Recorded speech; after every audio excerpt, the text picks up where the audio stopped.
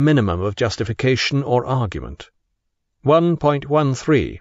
The facts in logical space are the world. 1.2. The world divides into facts. The book's conclusion is even more memorable. 7. What we cannot speak about, we must pass over in silence. Few others have altered the course of philosophy in quite so striking a fashion.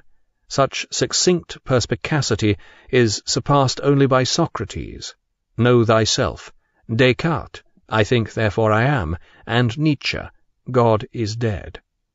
In those parts where it is not too technical, in the logical sense, Wittgenstein's Tractatus is the most exciting work of philosophy ever written. Its clarity and daring leaps of argument make it at times almost poetic, as do many of its conclusions, and its basic idea is simple to grasp.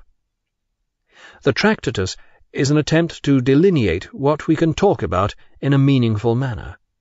This leads to the question, what is language? Wittgenstein claims that language gives us a picture of the world.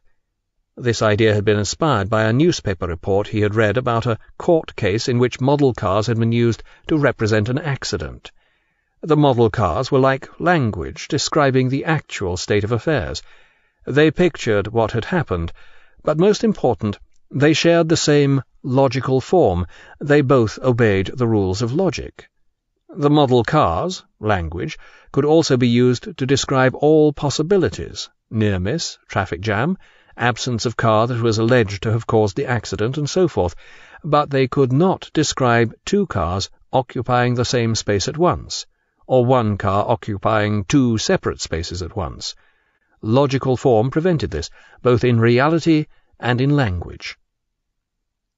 When it is analyzed down to its atomic propositions, language consists of pictures of reality. In this way, propositions can represent the whole of reality, all facts, because propositions and reality have the same logical form. They cannot be illogical. The limits of language are the limits of thought, because this too cannot be illogical. We cannot go beyond language, for to do so would be to go beyond the limits of logical possibility. The logical propositions of language are a picture of the world and can be nothing else. They can say nothing about anything else. This means that certain things simply cannot be said. Unfortunately, the assertions in the Tractatus fall into this category. These assertions are not pictures of the world. Wittgenstein realized this. In trying to overcome this difficulty, he clung to his earlier idea that although certain things cannot be said to be true, they can be shown to be true. He admitted that in the Tractatus he was trying to say what can in fact only be shown. But he concludes the Tractatus with his celebrated magisterial pronouncement which forbids others from trying the same. What we cannot speak about, we must pass over in silence. Inevitably, God falls into this category of things that cannot be spoken about. We can't say anything about God because language pictures only reality. Yet Wittgenstein claims that such things as God do exist. It's just that they can't be said or thought. There are, indeed, things that cannot be put into words. They make themselves manifest. They are what is mystical. In common with his writings in his wartime notebooks, the end of the Tractatus is a compelling blend of logic and mysticism. It is very difficult to dismiss this as hocus-pocus, especially when it is expressed with such forceful clarity. Unfortunately, it is not philosophy, though it probably qualifies as philosophic poetry of the highest order. Sadly, there are a number of even more crucial objections to the Tractatus. Admittedly, language and reality certainly have some relation to each other. But how do we know that this relation is in fact logical form? Wittgenstein was forced to fudge this issue, though he certainly didn't believe this was what he was doing. Also, the category of things we cannot talk about includes a large number of things that we simply must talk about if we are to continue living in a civilized fashion. For a start, we can't talk about good and evil, or even right and wrong. Likewise, the language of art also falls into this category, for it is in essence illogical. In being metaphorical, a work of art is both itself and something else, and to say of a work of art that what it expresses is inexpressible is a contradiction. Even Wittgenstein would find it difficult to argue that it doesn't express anything at all. Some have argued that language itself falls into this category. Wittgenstein overcomes this problem by declaring that since logical propositions are tautologous, they do in fact say nothing. This admission would appear to put an end to philosophy as such. Wittgenstein has the good grace, or overweening pride, to point this out in his preface to the Tractatus. Despite these serious objections and the admission of philosophic bankruptcy, the Tractatus was to have a profound influence. In particular, it proved an inspiration to the Vienna Circle, who formulated logical positivism. Philosophy may have come to an end, but it didn't stop the logical positivists from developing this end into a further philosophy of their own. According to them, the meaning of any proposition lies in its manner of verification. There are two meaningful types of propositions.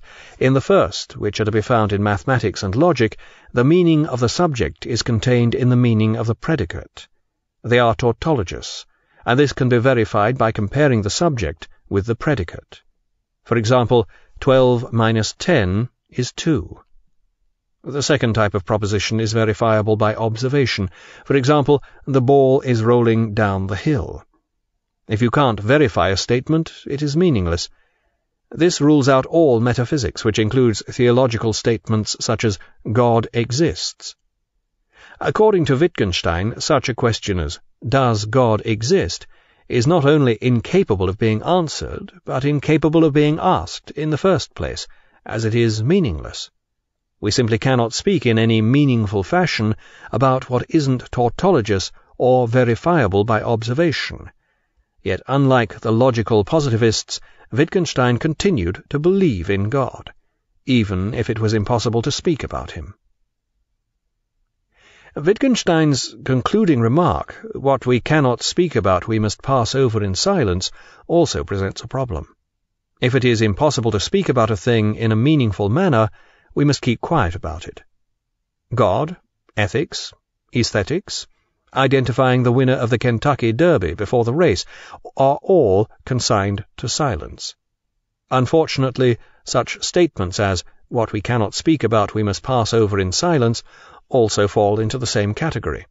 But Wittgenstein didn't consider this to be a fatal flaw in his argument. Wittgenstein put the finishing touches to the Tractatus Logico-Philosophicus while being held under conditions of extreme privation in an Italian prisoner-of-war camp at Cassino. From here he managed to make contact with Russell, and eventually the Tractatus was published, with a preface by Russell. This preface outraged and disillusioned Wittgenstein because he considered that it showed Russell hadn't understood his book.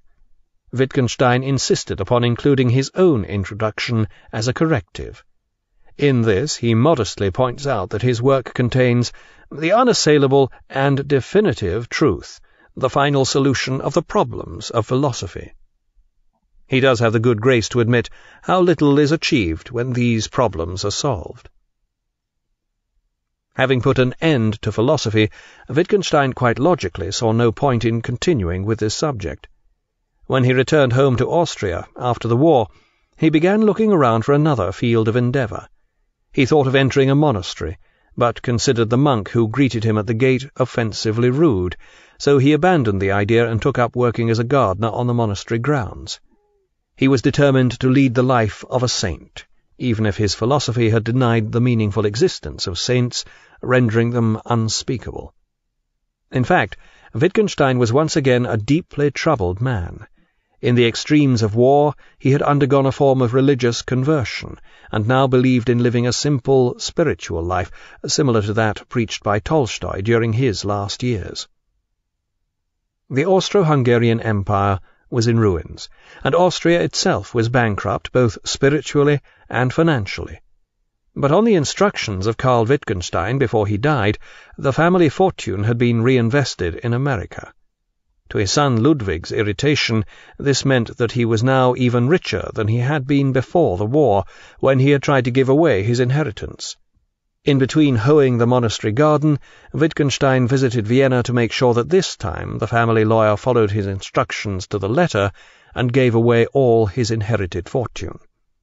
This took some time, as the lawyer at first found his instructions impossible to believe, and then was astonished by how much he was expected to get rid of. Eventually, he managed to pass on most of it to Wittgenstein's sisters, who had no wish to see more of the family fortune frittered away on donations to other worldly or alcoholic poets. Having got rid of philosophy and his inherited millions, Wittgenstein decided to become a school teacher in a remote mountain village in Lower Austria. After turning down one village because it had a pleasant little park with a fountain — "This is not for me, I want an entirely rural spot — he happened upon the poor village of Trattenbach. Wittgenstein's sojourn here was a catastrophe for all concerned. The aristocratic saint began inflicting his impossible principles upon the peasant children, whose parents were outraged. They needed no teaching about poverty and simplicity. The God-fearing villagers were equally outraged when the resident saint refused to attend church because he thought the sermons spiritually vacuous. And they were even more put out when he refused to join them for a drink in the local Bierstube, instead choosing to remain upstairs in his bare room playing the clarinet and contemplating suicide. After a couple of years, things came to a head. In an incident at the school, Wittgenstein struck a child. This was blown up out of all proportion, and the villagers managed to rid themselves of their philosophically impossible saint. Wittgenstein returned to Vienna, where his family became seriously worried about his mental condition. One of his sisters commissioned him to build a new house for her, and he took on the task with characteristic earnestness, designing a modern block-like building utterly devoid of ornamentation. But this was to be no simple construction. Each element of the design had to be fulfilled with fanatical exactitude. An entire wall was knocked down when a window was found to be a few centimetres out of place. Each door handle had to be specially made. The window latches were discovered to be aesthetically unacceptable, and so on. The builders were driven to distraction by their perfectionist taskmaster, but they couldn't afford to leave the employ of this lunatic who was building his millionairess sister a 3-story modern residential prison, because out on the streets of Vienna people were starving. This house still stands on Kundmangasse, a street close to the Danube Canal in an eastern district of Vienna. In appearance, the building is rather unexceptional, early 20th century modernist block 3 stories high, with rows of large plain windows. When I first located the Wittgenstein house several years ago, I was informed that it was not open to the public. Disappointedly, I stood in the street trying to peer up through the windows in an attempt to see what it looked like inside. Through one of the windows I noticed a staircase, which crossed it diagonally. After a few moments I quickly turned away. A woman had begun ascending the staircase, and I found myself gazing up under her skirt. This structural howler had evidently been overlooked by the architect amidst his obsession with precisely positioned and impeccably designed light switches and the like. This book is continued on Disc 2. Wittgenstein in 90 Minutes by Paul Strathern, continued. Disc 2. A woman had begun ascending the staircase, and I found myself gazing up under her skirt. This structural howler had evidently been overlooked by the architect amidst his obsession with precisely positioned and impeccably designed light switches and the like. In a striking parallel, Wittgenstein's second philosophy, which must have been forming in his mind at the time, shows remarkably similar characteristics in its obsession with detail and complete disregard for the requirements of the people who are expected to live with it. At the same time Wittgenstein was building this house for his sister, he regularly met with members of the Vienna Circle. This discussion group contained some of the finest minds in Central Europe, including the philosopher Schlick, who was later shot by a student disappointed with his exam results, and the logician Carnap, who came to believe that all philosophical problems would be solved if we would all speak Esperanto. The members of the Vienna Circle were in the process of developing the ideas in Wittgenstein's Tractatus into the virulent anti-metaphysics of logical positivism. They were astounded to find that Wittgenstein himself was a deep in which model cars had been used to represent an accident. The model cars were like language describing the actual state of affairs.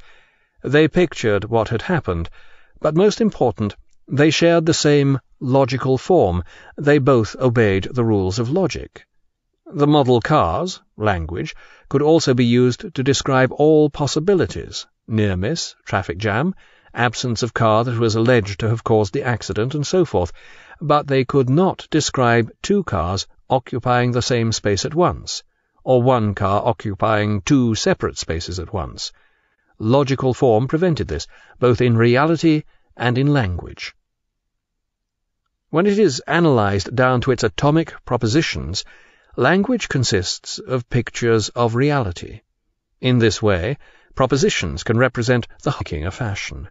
Such succinct perspicacity is surpassed only by Socrates. Know thyself. Descartes, I think, therefore I am, and Nietzsche, God is dead. In those parts where it is not too technical, in the logical sense, Wittgenstein's Tractatus is the most exciting work of philosophy ever written. Its clarity and daring leaps of argument make it at times almost minimum of justification or argument. 1.13. The facts in logical space are the world. 1.2.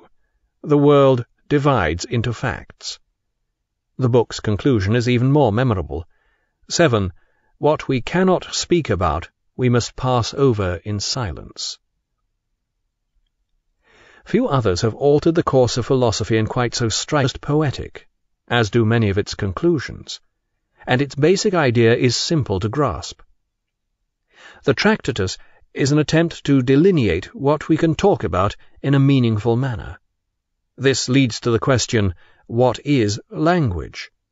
Wittgenstein claims that language gives us a picture of the world. This idea had been inspired by a newspaper report he had read about a court case